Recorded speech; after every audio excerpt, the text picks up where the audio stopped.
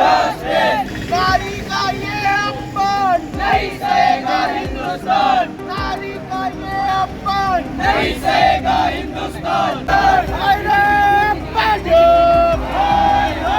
नहीं चलेगी, नहीं चलेगी, राजाशाही नहीं चलेगी, नहीं चलेगी, नहीं चलेगी।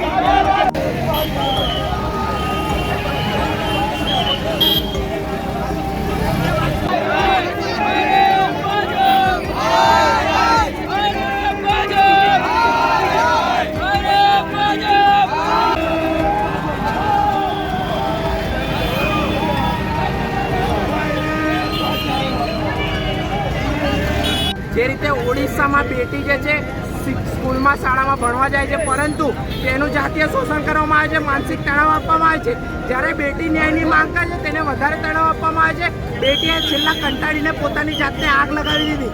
એટલે આ ખૂબ જ શરમજનક ઘટના કહેવાય કે ભાજપ સરકાર આજે બેટી બચાવો બેટી પઢાઓની વાત કરે ને બેટીઓને ન્યાય ના અપાઈ શકતી હોય.